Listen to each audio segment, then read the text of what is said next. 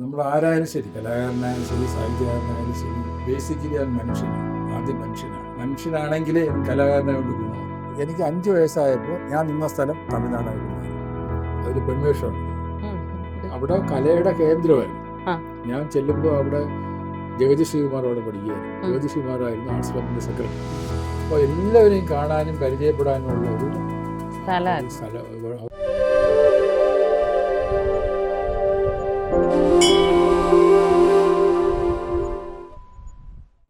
പ്രിയപ്പെട്ട എല്ലാ പ്രേക്ഷകർക്കും സല്യൂട്ട് ഭാരതിൻ്റെ സല്യൂട്ട്.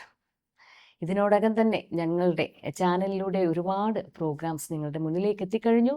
നിങ്ങളുടെ അകമഴിഞ്ഞ സപ്പോർട്ടിന് നന്ദി പറഞ്ഞുകൊണ്ട് ഇന്നത്തെ എപ്പിസോഡിലേക്ക് പോകാം. ഇന്ന് നമ്മളോടൊപ്പം ചേരുന്നത് നമ്മളേറെ ബഹുമാനിക്കുന്ന, സ്നേഹിക്കുന്ന ഒരു അതുല്യ കലാകാരനാണ് MR ഗോപകുമാർ ചേട്ടൻ. നമസ്തേ. നമസ്തേ. സല്യൂട്ട്. ശരിക്കും നമ്മുടെ ഒരു ചാനലിൻ്റെ സ്വഭാവം എന്ന് പറയുന്നത് സ്പിരിച്വലി അല്ലെങ്കിൽ ദേശീയത ഉയർത്തിപ്പിടിച്ചുകൊണ്ടുള്ള വിഷയങ്ങളെ സമീപിക്കുക എന്നുള്ളതാണ്. പക്ഷേ അപ്പോഴും കലാകാരന്മാർക്ക് ഒരു പടി മുൻപന്തിയിലേക്ക് കൊണ്ടുവരാനുള്ള കാരണമുണ്ട്. കാരണം സമൂഹത്തിൻ്റെ പ്രതിബിംബം തന്നെയാണ്. അപ്പോൾ ഒരു സമൂഹത്തെ നോക്കിക്കാണുന്നത് ആ സ്ഥലത്തെ കലയുടെയും കലാകാരന്മാരുടെയും വളർച്ച എത്രത്തോളം ഉണ്ടെന്ന് നോക്കി തന്നെയല്ലേ? തീർച്ചയായും. അപ്പൊ നമുക്ക് ഈ ഒരു വിഷയത്തെ കുറിച്ച് തന്നെ സംസാരിച്ചു തുടങ്ങിയാലോ? പറഞ്ഞ പോലെ കലാകാരൻ എന്ന് പറയുന്നത് നമ്മൾ ആരായാലും ശരി, കലാകാരനായാലും ശരി, സാഹിത്യകാരനായാലും ശരി, കൽപ്പണിക്കാരനായാലും ശരി, ആശാരിയായാലും ശരി, ആരായാലും അവൻ ബേസിക്കലി അവൻ മനുഷ്യനാണ്. ആദ്യം മനുഷ്യനാണ്. മനുഷ്യനാവണം എന്ന് മുദ്രാവാക്യം വിളിച്ചാൽ പോരാ.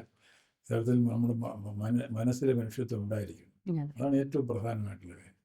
അപ്പോൾ ബേസിക്കലി എല്ലാവരും മനുഷ്യരായിരിക്കും. ആ മനുഷ്യനാണെങ്കിലേ അവൻ കലാകാരനായോണ്ട് ഗുണവും. അതെ, മനുഷ്യനില്ലാത്ത ഒരു കലാകാരനും ബാധ്യതയാണ് ഭൂമിക്ക്. നേരത്തെ ഞാൻ പറഞ്ഞതുപോലെ സമൂഹത്തിന്റെ പ്രതിബിംബമാണ് കലാകാരൻ എന്ന് പറഞ്ഞാൽ. ഇക്കാര്യത്തിൽ നമ്മുടെ ഭാരതം മുൻപന്തിയിലാണ്. തീർച്ചയായും. അതുപോലെ നമ്മുടെ കേരളം എന്ന് പറയുന്നത് കലാകാരന്മാരുടെയും കലകളുടെയും പ്രതീക്ഷയാണ്. അപ്പോൾ നമ്മുടെ ഗോപകുമാർ ചേട്ടൻ എന്ന് പറയുന്നത് ഞങ്ങളുടെ മലയാളികളുടെ അഭിമാനമായിട്ടുള്ള, ഞങ്ങൾക്ക് ഒരുപാട് നല്ല കഥാപാത്രങ്ങളെ സമ്മാനിച്ചൊരു ആക്ടറാണ്. അപ്പം ഇന്ന് ഗോപകുമാർ ചേട്ടൻ ആ നീണ്ട എക്സ്പീരിയൻസ്, കാരണം 40 വർഷത്തിലേറെ ആയിട്ടൊരു കലാകാരൻ ഒരുപോലെ ഈ ഫീൽഡിൽ നിൽക്കുക എന്ന് പറയുന്നത് ചെറിയ കാര്യമല്ല. അപ്പോൾ ഈ വലിയ എക്സ്പീരിയൻസ് ഇന്ന് നമ്മളോടൊപ്പം പങ്കുവയ്ക്കുകയാണ് ചേട്ടൻ. സീരിയലിന് മുമ്പേ നാടകത്തിലാണെന്നൊക്കെ നമ്മൾ ചെറിയ ചെറിയ വർത്തമാനത്തിലൂടെ ഞാൻ അറിഞ്ഞിട്ടുണ്ട്. അപ്പോൾ നാടകത്തിലാണ് ആദ്യം മുഖം കാണിച്ചത്. അപ്പം അവിടെ നിന്ന് നമ്മൾ സീരിയലിലേക്ക്, സിനിമയിലേക്ക് വന്ന ഒരു യാത്ര. ഞാൻ ജനിച്ചത് തമിഴ്നാട്ടിലാണ്. തമിഴാണോ? തമിഴ്നാട്ടിലെന്ന് പറഞ്ഞപ്പോൾ ഞാൻ ജനിക്കുമ്പോൾ അവിടെ കേരളമായിരുന്നു. കേരളം അന്നായിട്ടില്ല, തിരുവിതാംകൂറായിരുന്നു. ഞാൻ അവിടെ തന്നെ നിൽക്കുകയായിരുന്നു. എനിക്ക് 5 വയസ്സായപ്പോൾ ഞാൻ നിന്ന സ്ഥലം തമിഴ്നാടായിട്ട് മാറി. 1956 സ്റ്റേറ്റ് റീഓർഗനൈസേഷൻ വന്നു. ഭാഷാടിസ്ഥാനത്തിൽ സംസ്ഥാനം പുനർവിഭജനം ചെയ്തപ്പോൾ ഈ കന്യാകുമാരി ജില്ലയെ തമിഴ്നാട്ടിന് കൊടുത്തിട്ട് പാലക്കാട് ജില്ലയെ കേരളത്തിനോട്. അപ്പോൾ അങ്ങനെ ഞാൻ മലയാളിയായി ജനിച്ച് ഞാൻ തമിഴനായി. ആണോ? അപ്പൊ തമിഴനാണല്ലേ? തമിഴനാണ്. പിന്നെ അവിടെയല്ലേ ഞാൻ വളർന്നത്. 5 വയസ്സ് തൊട്ട് 20 വയസ്സ് വരെ ഞാൻ അവിടെ ഉണ്ടായി. അപ്പൊ എൻ്റെ പഠിത്തകാലം മുഴുവൻ ഞാൻ തമിഴനായിട്ടാണ്. ആ നല്ല സ്ഥലത്തിന്റെ പേര് കൂടെ ഒന്ന് പറയൂ. നല്ല സ്ഥലത്തിന്റെ പേര് തിരുവട്ടാർ എന്നാണ്. തിരുവട്ടാർ എന്ന് പറയുന്നത് ആ പ്രദേശത്തിന് ചുറ്റി ഇങ്ങനെ ആറ് പോകുന്നുണ്ട്. ഏതാണ്ട് മുഴുവൻ ഭാഗം കവർ ചെയ്ത് ആണ് ആറ് പോകുന്നത്. അതാണ് തിരുവട്ടാർ. അവിടെ ഒരു പ്രസിദ്ധമായ ക്ഷേത്രമുണ്ട്, ആദികേശവ. അത് പത്മനാഭസ്വാമി ക്ഷേത്രത്തിന്റെ അതേ മോഡലാണ്. ഇതുപോലെ അനന്തശയനമാണ്, 3 വാതിലുണ്ട്. പക്ഷെ അവിടെ അദ്ദേഹം പടിഞ്ഞാറോട്ട് നോക്കി കിടക്കുന്നു, ഇവിടെ ശ്രീപത്മനാഭൻ കിഴക്കോട്ട് നോക്കി കിടക്കുന്നു. രണ്ടുപേരും ഫേസ് ടു ഫേസ് ആണ്. രണ്ടും കൊട്ടാരത്തിൽ നിന്ന് ഉള്ള അമ്പലങ്ങളാണ്. ഇതിനേക്കാളും മുമ്പേ വലിപ്പവും കൂടുതലാണ്. അങ്ങനെ എന്താ പറയാ, സാംസ്കാരികമായി വളരെ ഉന്നതിയിലുള്ള ഒരു സ്ഥലത്ത് തന്നെയാണ്. സാംസ്കാരികമായും ചരിത്രപരമായും ഒക്കെ വളരെ മുമ്പിട്ട് നിന്ന ഒരു സ്ഥലമാണ് ഈ തിരുവട്ടാർ എന്ന് പറയുന്നത്. അവിടെ കൊട്ടാരം ഉണ്ടായിരുന്നു, തിരുവട്ടാർ കൊട്ടാരമുണ്ട്. അതിപ്പോൾ TB ആക്കി. ഇപ്പോൾ തമിഴ്നാട്ടിന് കൊടുത്തപ്പോൾ അത് അവരെടുത്തിട്ട് അത് TB ആക്കി. നമ്മുടെ വകയായിട്ട് ഇപ്പോൾ പത്മനാഭപുരത്ത് കൊട്ടാരം മാത്രമേ ഉള്ളൂ. അപ്പൊ ഇപ്പോ തിരുവട്ടാറുമായിട്ട് ബന്ധം? അവിടെ വീടും സ്ഥലവും ഒക്കെ ഉണ്ട്, ഇപ്പോഴും ഉണ്ട്. ബന്ധുക്കളൊക്കെ അവിടെ ഉണ്ട്. ഇടയ്ക്കിടയ്ക്ക് പോകും. ഇടയ്ക്കിടയ്ക്കെന്ന് വെച്ചാൽ അവിടെ വല്ല ഫംഗ്ഷനൊക്കെ വരുമ്പോൾ നമുക്ക് ഷൂട്ടിംഗ് ഇല്ലെങ്കിലേ പോകാൻ പറ്റുള്ളൂ. അതൊരു വലിയ അല്ല ഇപ്പൊ അപ്പോഴും ചോദിക്കട്ടെ, അപ്പൊ മാതൃഭാഷ തമിഴാണോ? മാതൃഭാഷ മലയാളമാണ്. ഞങ്ങൾ വീട്ടിൽ സംസാരിച്ചിരുന്നതൊക്കെ മലയാളമാണ്. ആ. പക്ഷെ തമിഴ് പഠിക്കേണ്ടി വന്നു. തമിഴ് പഠിക്കേണ്ടി വന്നു കഴിഞ്ഞാൽ മലയാളം സ്കൂളിൽ മലയാളമാണ് പഠിച്ചത്. തമിഴ് പഠിക്കാനായിട്ട് ഒരു സാറിനെ വീട്ടിൽ വെച്ചിരുത്തി തമിഴ് പുസ്തകം ഏതാണ്ട് 4ാം ക്ലാസ് വരെയുള്ള പുസ്തകം 1 മുതൽ 4 വരെ പഠിപ്പിച്ചു. അപ്പോൾ തമിഴ് ബേസിക്കായിട്ട് എനിക്ക് എഴുതാനും അറിയാം, വായിക്കാനും അറിയാം. അവിടെ നിന്ന് സ്കൂളിൽ ഒരു നാടകത്തിലൊക്കെ അഭിനയിച്ചു. അത് കഴിഞ്ഞ് ഞാനിതൊക്കെ ചോദിച്ചറിഞ്ഞാണ്, ഞങ്ങളിങ്ങനെ ചെറിയ ഒരു വർത്തമാനമൊക്കെ ഇതിനു മുമ്പ് നടത്തിയിരുന്നു. അത് കഴിഞ്ഞ് കോളേജിലേക്ക് വന്ന് അവിടെയും നാടകത്തിൽ അഭിനയിച്ചു അല്ലേ? അത് ഞാൻ പഠിച്ച സ്കൂളിനൊരു പ്രത്യേകത ഉണ്ട്. എൻ്റെ ഹെഡ് മാസ്റ്റർ കമ്പൂറ പുരുഷോത്തമനായിരുന്നു. അതായത് ഒരു കാലത്ത് ഇന്നത്തെ തൊട്ട് മുമ്പുള്ള യേശുദാസിൻ്റെ കാലത്തിന് മുമ്പുള്ള കാലത്ത് യേശുദാസായിരുന്നു അദ്ദേഹം. അത്ര പ്രസിദ്ധനായിരുന്നു. അദ്ദേഹത്തിൻ്റെ അച്ഛൻ വെച്ച സ്കൂളാണ്, മാനേജ്മെൻറ്റ് സ്കൂളാണ്. അദ്ദേഹത്തിൻ്റെ അച്ഛൻ റിട്ടയർ ചെയ്തപ്പോൾ ഇദ്ദേഹം മാനേജരും ഹെഡ് മാസ്റ്ററുമായി. അവിടെയാണ് എൻ്റെ അച്ഛനും ജോലി ചെയ്തിരുന്നത്, അധ്യാപകനായിരുന്നു. അപ്പോൾ ആ സ്കൂളിൽ അവസാനം ഞാൻ SSLCക്ക് പഠിക്കുമ്പോഴായിരുന്നു. എല്ലാ വർഷവും അവിടെ നാടകമുണ്ട്, പിള്ളേരുടെ നാടകമുണ്ട് ആനുവൽ ഡേക്ക്. അവസാനത്തെ വർഷം, എൻ്റെ അവസാനത്തെ വർഷമായതുകൊണ്ടും അച്ഛൻ അവിടെ അധ്യാപകനായതുകൊണ്ടും അച്ഛൻ ഈ നാടകമായിട്ടൊക്കെ ബന്ധമുള്ളതുകൊണ്ടും എന്നെയും കൂടെ ഒരു നാടകത്തിൽ കൂട്ടി. അത് TN ഗോപിനാഥൻ നായരുടെ നാടകമായിരുന്നു, മൃഗം എന്ന് പറയുന്നത്. അതിലൊരു കോളേജ് മെഡിക്കൽ വിദ്യാർത്ഥിയായിട്ടാണ്. അപ്പോൾ അവിടെ 15-16 വയസ്സേ ഉള്ളൂ. മെഡിക്കൽ വിദ്യാർത്ഥിയായിട്ട് അത് പ്രേമമാണ്. പ്രേമം എന്താണെന്ന് അറിഞ്ഞുകൂടാ, മെഡിക്കൽ എന്താണെന്ന് അറിഞ്ഞുകൂടാ. അങ്ങനെ ഒരു കാലത്ത് അങ്ങനെ അഭിനയിച്ചു. പക്ഷേ പറഞ്ഞു പോലെ അഭിനയിച്ചു. പക്ഷെ ആൾക്കാർക്ക് ഇഷ്ടപ്പെടും. ആൾക്കാർക്ക് ഇഷ്ടപ്പെടാനുള്ള ഒരു കാരണം, ഇത് കാണാൻ വന്ന് നമ്മുടെ ആൾക്കാരൊക്കെ ഇല്ലേ, അവർക്ക് ഇഷ്ടപ്പെടാതെ ഞാൻ മോശമാണെന്ന് പറയാൻ പറ്റില്ല. പിന്നെ അങ്ങനെ നല്ല നാടകമായിരുന്നു. പിന്നെ അത് കഴിഞ്ഞിട്ട് പിന്നെ കോളേജിൽ പ്രീ യൂണിവേഴ്സിറ്റിക്ക് ഞാൻ പഠിച്ചത് അന്ന് പ്രീ യൂണിവേഴ്സിറ്റിയാണ്. 11 ക്ലാസ് കഴിഞ്ഞ് പിന്നെ പ്രീ യൂണിവേഴ്സിറ്റി ഒരു കൊല്ലം മാർത്താണ്ഡം ക്രിസ്ത്യൻ കോളേജിലായിരുന്നു. അപ്പോൾ അവിടെ ഒരു നാടകം കളിച്ചു. അത് PJ ആൻ്റണിയുടെ കല്യാണ ചിട്ടി എന്ന് പറയുന്ന നാടകം. അതൊരു ഹ്യൂമറൊക്കെ ഉള്ള നാടകമായിരുന്നു, സറ്റയറായിരുന്നു. അതിൽ പെൺവേഷമാണ് ചെയ്തത്. അത് കഴിഞ്ഞ് ഡിഗ്രിക്ക് ഞാൻ നാഗർകോവിലാണ് പഠിച്ചത്, പയനിയർ കുമാരസ്വാമി കോളേജിൽ നിന്ന്. അവിടെ നാടകമേ ഇല്ല. പയനിയർ എന്ന് പറയുന്നത് ബസ് സർവീസ് നടത്തിയിരുന്ന ഒരു ബസ് സർവീസൊക്കെ ഉണ്ടായിരുന്ന ആൾക്കാരാണ്. അതായത് പ്രൈവറ്റ് ബസ് സർവീസ്. അവർക്ക് നാഗർകോവിലും തിരുവനന്തപുരം ബസ്സൊക്കെ ഉണ്ടായിരുന്നു, റൂട്ട്. അത് നാഷണലൈസ് ചെയ്തപ്പോൾ അവർക്ക് ഒരുപാട് വർക്ക്ഷോപ്പും സ്ഥലമൊക്കെ ഉണ്ടായിരുന്നല്ലോ. അതിനെയൊക്കെ വെച്ച് അവർ കോളേജാക്കി. അപ്പോൾ അതിൻ്റെ ഒരു സൈഡിൽ ബസ് ഈ വർക്ക്ഷോപ്പിൻ്റെ സ്പെയർ പാർട്സ് ഒക്കെ കാണും, ബാക്കി സൈഡിൽ മറ്റേ സൈഡിൽ നമ്മൾ ഇരുന്ന് പഠിക്കും. അങ്ങനെയായിരുന്നു. അവിടെയും ഇത് മാത്രമല്ല, പഠിത്തം മാത്രമല്ല, പക്ഷേ പഠിത്തത്തിന് നല്ല സ്ഥലമായിരുന്നു, നല്ല അധ്യാപകരും ഒക്കെ ആയിരുന്നു. അവിടെയും വേറെ കലാപരമായിട്ടുള്ള പ്രവർത്തനങ്ങളൊന്നുമില്ല.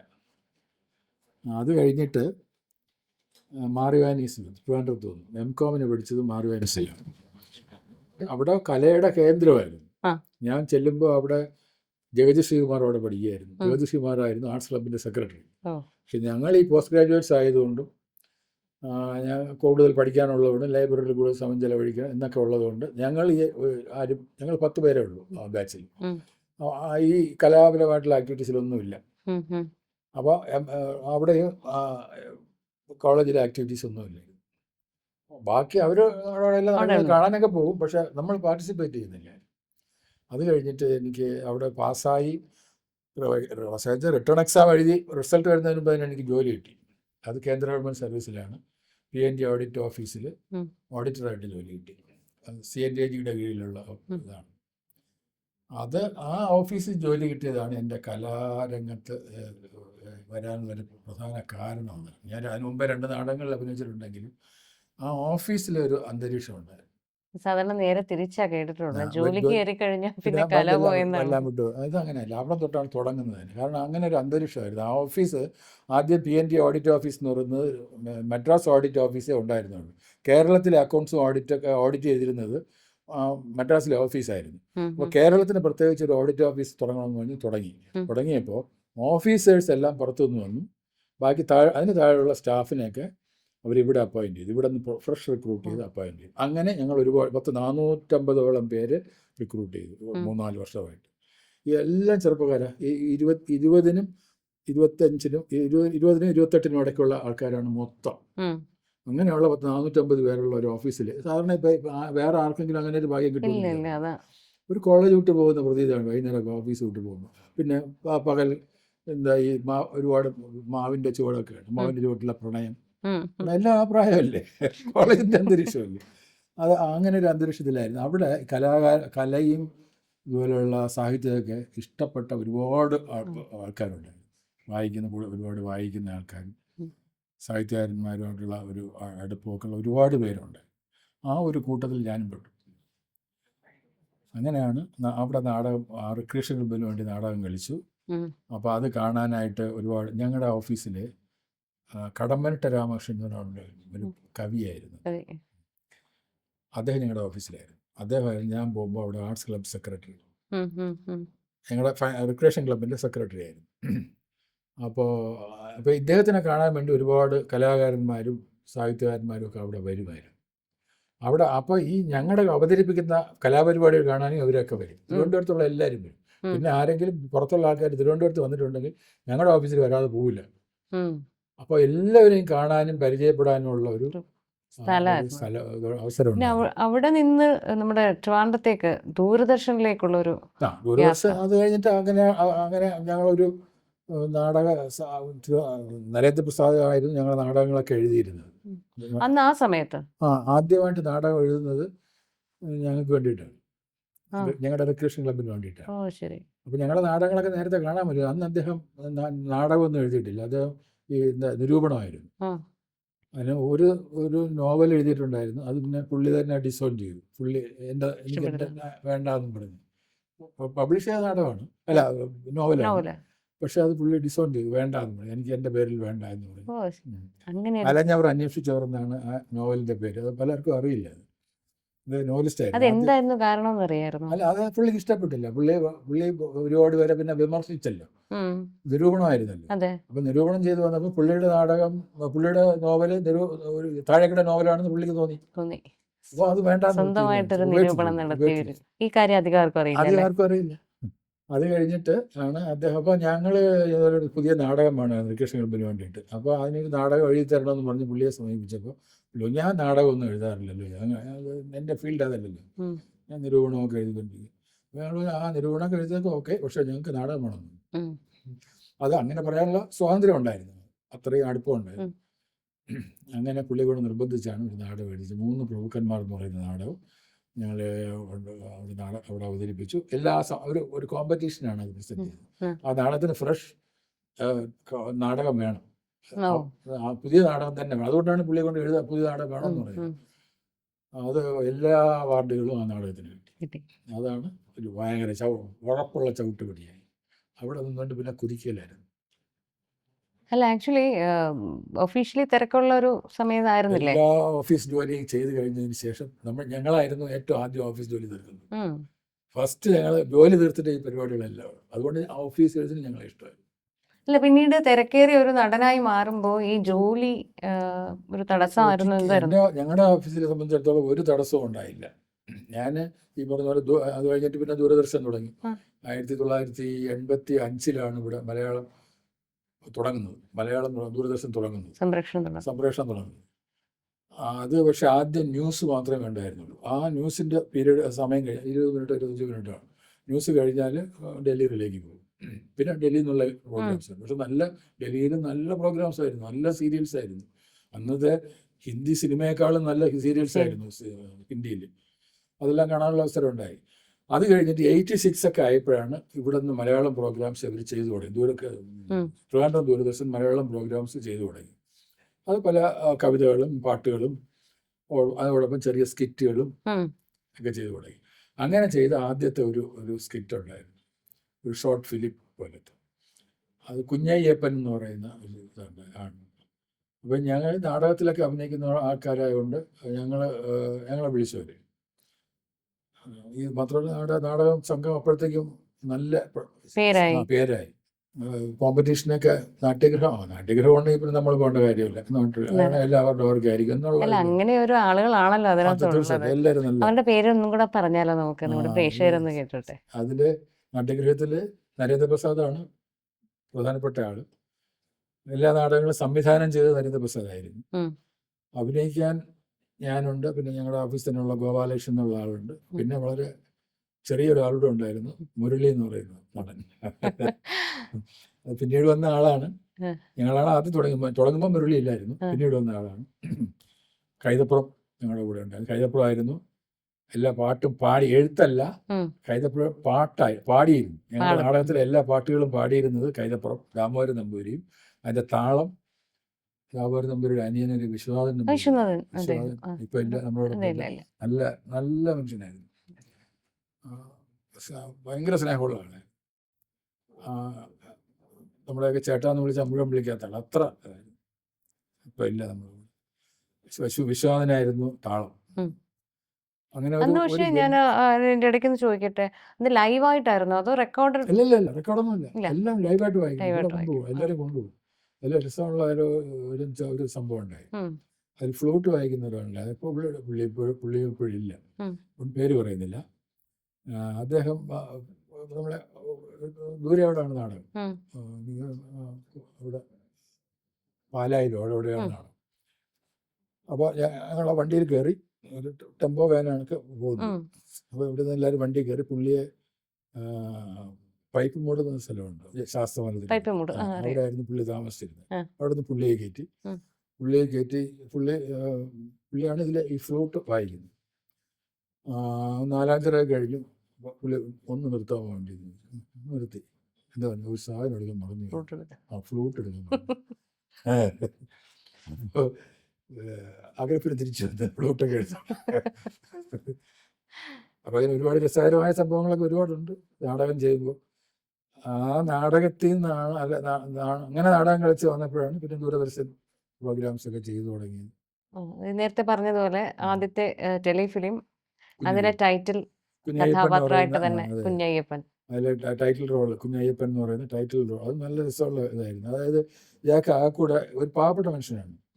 ഇയാൾക്ക് ആ കൂടെ ഇയാളുടെ ഒരു കൂരയുണ്ട്, ചെറിയ കൂരയായിട്ട്. അതിന് ചുറ്റും ഒരു 10 തെങ്ങുണ്ട്. ഇതാണ് ആ കൂടെ ഇയാളുടെ ഒരു സ്വത്തെന്ന് പറയാൻ. ഈ 10 തെങ്ങിൽ നിന്ന് തേങ്ങ 30 ദിവസം കഴിയുമ്പോൾ വലിയ വെട്ടാൻ പോകും. 30 ദിവസം കഴിയുമ്പോൾ ഇയാൾ തേങ്ങ വെട്ടി ആദ്യത്തെ 10 ദിവസം മുതലാളിയായിട്ടാണ് ജീവിക്കുന്നത്. സ്വയം ഇയാൾ കരുതുന്നത് മുതലാളിയായിട്ടാണ്. അടുത്ത 10 ദിവസം സാധാരണക്കാരനായിട്ട് ജീവിക്കും. പിന്നെ 10 ദിവസം ഉണ്ടല്ലോ, ലാസ്റ്റ് 10 ദിവസം. ഈ ലാസ്റ്റ് 10 ദിവസം തെണ്ടിയായിട്ട് ജീവിക്കും. അങ്ങനെ ഒരു ക്യാരക്ടറാണ്. ആദ്യത്തെ 10 ദിവസം ഇയാൾ വെട്ടി തേങ്ങയൊക്കെ വെട്ടി അതിൻ്റെ ഒക്കെ വിറ്റ് പൈസയൊക്കെ ആയിട്ട് ചായക്കടയിൽ പോയി ഈ മറ്റുള്ള സാധാരണക്കാരിക്കുന്നിടയിൽ മാറിയിരിക്കുന്നു ഒക്കെ ചായ കുടിച്ചിട്ട് കളയും. ലാസ്റ്റ് 10 ദിവസത്തിൽ ആണെങ്കിൽ ഇയാൾ വെളിയിൽ പോയി നിൽക്കും. ആരെങ്കിലും കൂടെ കയറുമ്പോൾ എനിക്കൊരു ചായ ശരിയോ വെച്ച് കയറി അത് പോയി കായ. അങ്ങനെ ഒരു ക്യാരക്ടറായിരുന്നു. അത് ഒരു ഗംഭീര ക്യാരക്ടറായിരുന്നു. സത്യം. ആക്ച്വലി ഇത് പറയുമ്പോഴൊക്കെ ആ ഒരു സമയത്തെ കഥകളും ലൈഫുള്ള ജീവിത ഗന്ധി എന്നൊക്കെ പറയുന്ന ശരിക്കും അതാണ്. എനിക്ക് തോന്നുന്നു ഗോപകുമാർ ചേട്ടൻ ഏറ്റവും വലിയ ഭാഗ്യം ചെയ്തൊരു കലാകാരനാണെന്ന്. കാരണം ഇത്രയധികം കലാകാരന്മാരുമായിട്ട് ഇഴുകിച്ചേർന്ന് ജീവിക്കാൻ, അതാണ് പറയുന്നത്, കലയിലൂടെ ജീവിക്കാൻ സാധിച്ച തലമുറകളുടെ ആൾക്കാരുടെ കൂടെ ജീവിക്കാൻ പറ്റി. അതെ, അഭിനയിക്കാൻ പറ്റി. അപ്പൊ ഈ ഒരു യാത്ര എന്ന് പറയുന്നത് അനുഭവങ്ങളുടെ എന്താ പറയാ, ഒരു ഭയങ്കര ഒരു അല്ലേ. അപ്പൊ അത് കഴിഞ്ഞതിന് ശേഷം ഇപ്പോഴത്തെ ഒരു കാലത്തിലേക്ക് വരുവാണെങ്കിൽ 3 കാലഘട്ടമാണ് കടന്നുപോയത്. അപ്പൊ ഇന്നും സജീവമായിട്ട് ഉണ്ട്.